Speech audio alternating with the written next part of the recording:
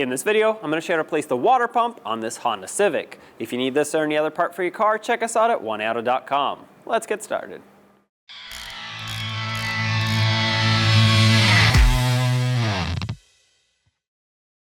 Underneath the front of the vehicle, you'll see that there's a cutout in the splash shield. Inside this cutout, you'll be able to reach the drain plug and unthread it.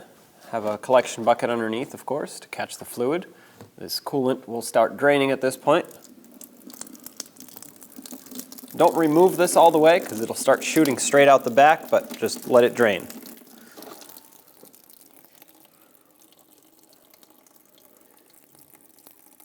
Once it's done draining, close the petcock.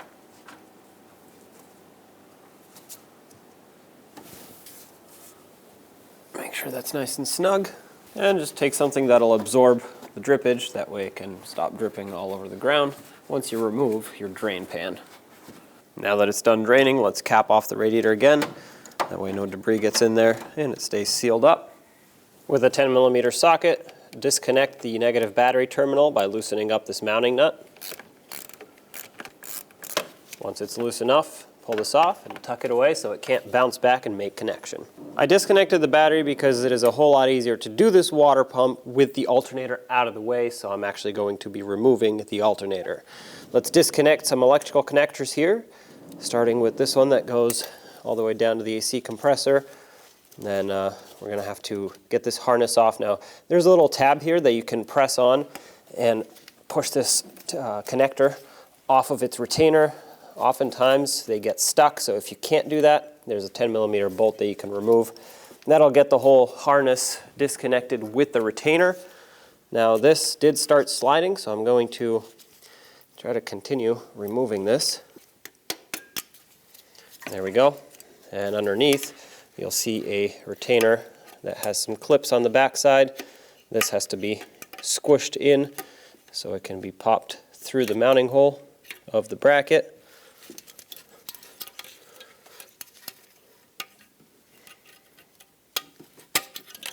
Alright, pull this boot up, press on this tab, and remove this electrical connector going to the alternator. And lastly, take this boot off. This is going to be the main power wire for the alternator. This is a 10mm nut right there. I have to remove that.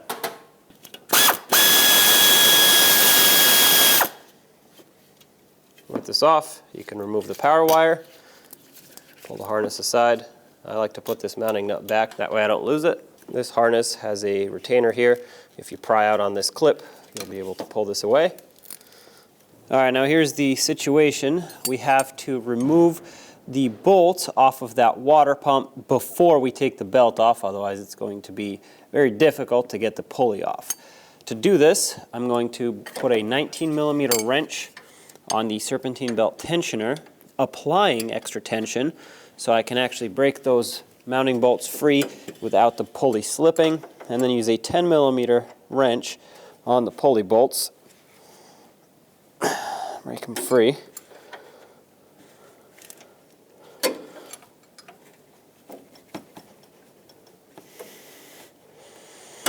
No matter what I do, my pulley keeps slipping because the bolts are stuck and very tight. So I'm going to move on because I have another way of removing these bolts and the pulley, which you will see in a little bit. So let's get the belt off. Now I'm going to take a 19mm socket, put it on the serpentine belt tensioner cutout. Make sure it's fully seated. Slowly apply pressure to it. This is a hydraulic tensioner, so it's going to take a little bit to release tension. And remove the belt off of the nearest pulley, which is going to be the alternator. Release the tensioner and remove your tool. And now you can remove the belt.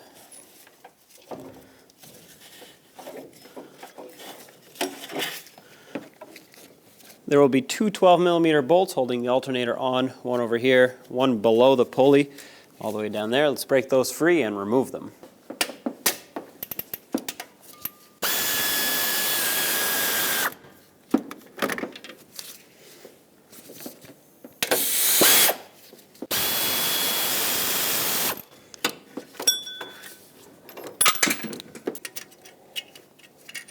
Take Take this top bolt out. If needed, you can use a pry bar right here to push it out of its bracket. There it is, set it aside. Now I'm going to put a screwdriver through the back of the water pump pulley, and I'm going to poke it right through the front here, where it's going to basically stop the water pump from spinning so I can break these bolts free. If you have a socket that fits there, that's great. If not, you'll have to use a wrench. These are pretty tight. I switched to a 1/4 inch extension because it's a little bit more sturdy. Okay, so that's loose. That's loose. We're left with that one right there.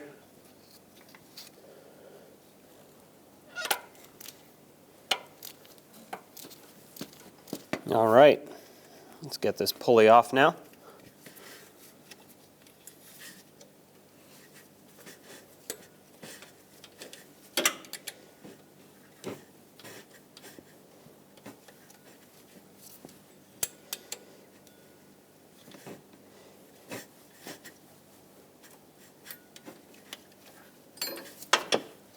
Sometimes these get stuck from corrosion. Just keep wiggling it until it pops off.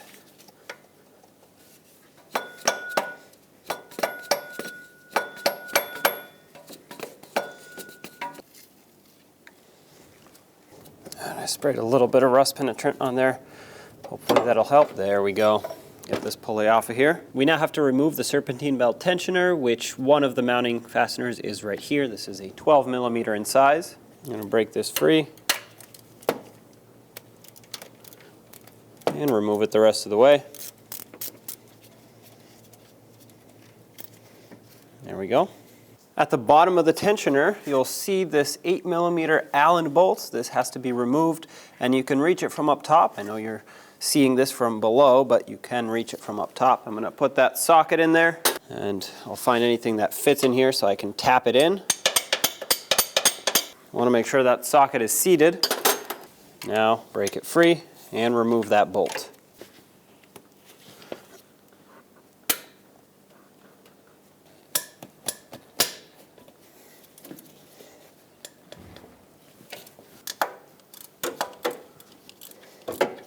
All right.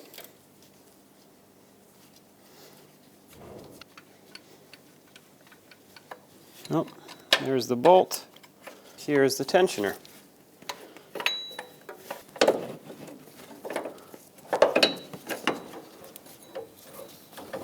There it is. Now there are a bunch of 10mm bolts going around this water pump. Let's remove it. Also, have a collection bucket underneath because no matter how much you drain the coolant, there will always be some left behind the water pump.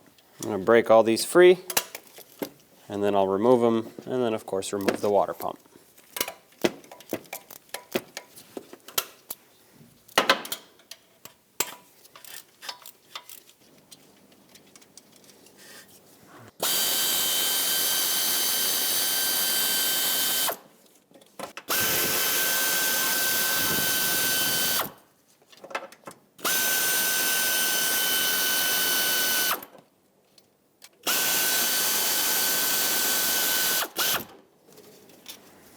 Now grab on the water pump, wiggle it, and break it free from the engine. As I said, lots of coolant comes out still, no matter how much you drain it. Now I'm going to take a razor blade and clean up this surface, which for me it looks in very good condition actually. The razor blade will clean up the corrosion without damaging the aluminum. If you have a lot of corrosion, you're going to need to keep scraping until it's all gone. Otherwise you will not get a nice seal from that water pump gasket. You also don't want to use anything that'll gouge it because then it's not going to seal up either. Once that's cleaned up, take a rag and wipe it. Take your new water pump and the gasket, set the gasket on the pump, and make sure it stays. Now let's put the pump on. Carefully bring this down, making sure the gasket stays in place. Hold it there and start in any bolt that you can reach. Okay, this one's starting in very smoothly. Now take another one and start another one in, that way it can't pivot around. Get them a little closer. All right, so now the water pump is almost pressed up against the engine block. It can still move a little bit, but now we can start in the other bolts.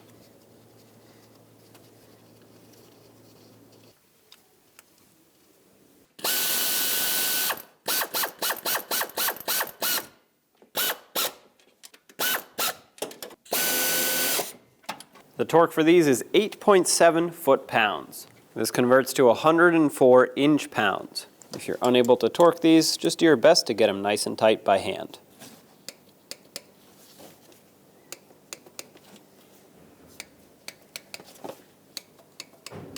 Okay, that lower one, I can't get to it with a torque wrench, so I'm just going to make it nice and snug. All right, that's good. Bring the tensioner in. Once you get it around the water pump, have that bolt ready so you can secure it before it falls down. There we go, that's started.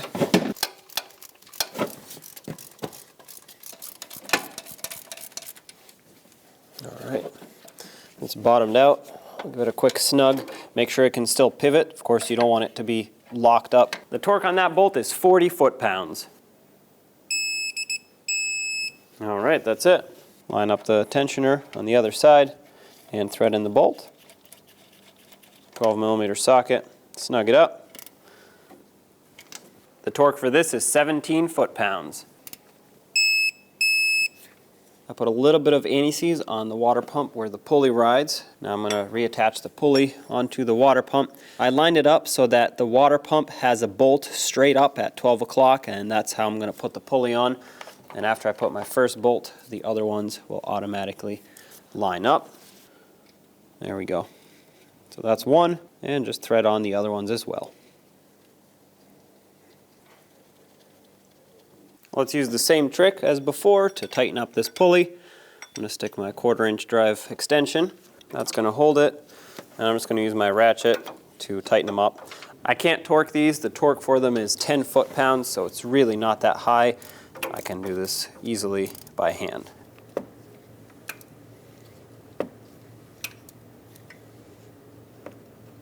All right, just get them nice and snug.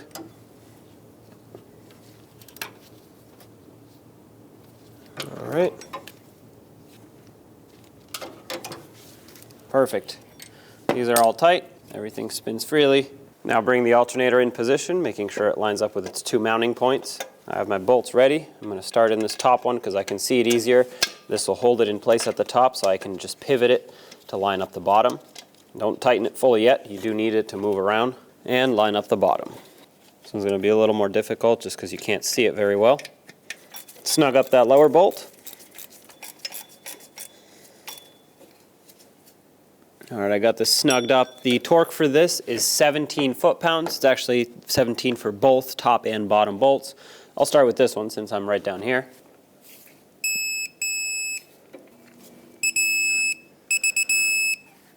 All right, that's 17 for that one. Let's reconnect the electrical connectors here. We have the main alternator power wire. I'm going to remove this mounting nut. Once again, inspect this for corrosion. Mine is very clean, so I'm going to drop it right back down on here, put the mounting nut on, bottom it out, and snug it, tighten it up. And you don't need to tighten this a lot. This is a very small fastener, and the stud can actually turn and break inside the alternator. The torque is 6 foot-pounds or 73 inch-pounds. If you're unable to torque it, just give it about 1/8 of a turn by hand after it bottoms out, if even that. So as you saw, it bottomed out, and immediately after that my torque wrench clicked. Reinstall this 4-pin connector on the alternator, make sure it clicks, and put that rubber boot back over it to seal it up. Make sure this wiring harness is clipped into this retainer, and then secure it on this one, and connect it. Make sure that clicks as well. And don't forget to clip this back on.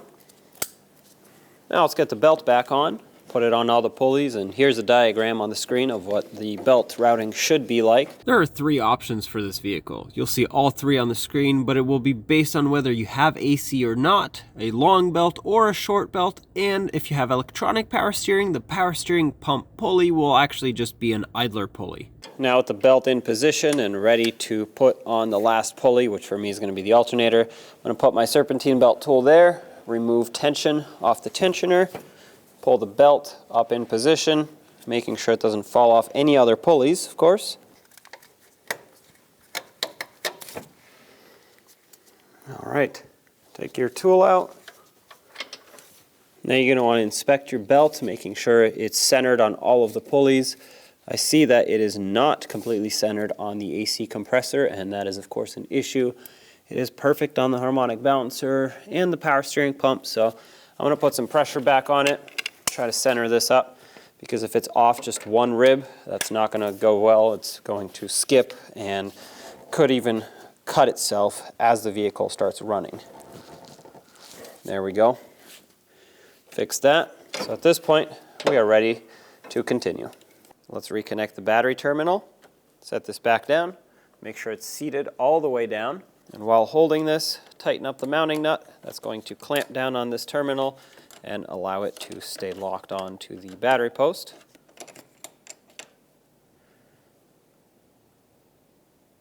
Okay, that's nice and snug. You know that it's tight when you can't spin this around, and you don't have to go until this nut stops spinning. That would be way too tight. It'll actually stretch this terminal over time, and it's going to cause a bad connection. So at this point, battery's reconnected. Now let's fill up the cooling system, remove the radiator cap. I have the special funnel that I'm going to install here. This will help me bleed the system and of course fill it without spilling. It has an adapter that goes on the radiator, and the funnel goes right into it. This will help me bleed the system a lot easier because this will now be the highest point in the cooling system, and the air will naturally want to rise into the funnel and exit obviously up top instead of getting trapped in the system. Now I'm going to add the appropriate type of coolant until the funnel is about a quarter of the way full.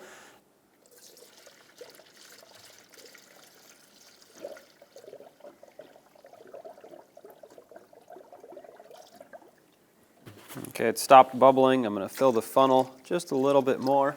And at this point, I'm going to start the engine. Like I said, let it run and warm up. Once you're in the vehicle, start the engine.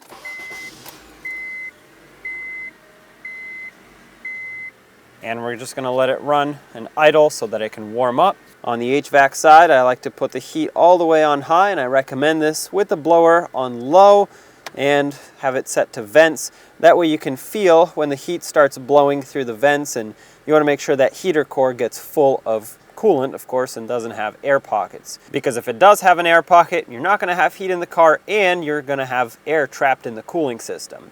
So now we're going to just let this warm up, and we'll come back in a few minutes. You want to watch that temperature gauge and make sure it goes up to the halfway point but doesn't go anywhere past it. If it does, most likely there's an air pocket in the system. You're going to have to shut it off, let it cool down, and start again. Once you're done bleeding, if you squeeze on the upper radiator hose just a little bit, plug the funnel, and then remove it, you'll spill a little bit, but not as much as you would if you didn't do that, because there would be coolant right here. Now I'm going to pull this away and put the rest in my overflow container, which is actually almost full, so I can't put too much in it. But for now, I'm going to cap the radiator back off. Put the rest in here.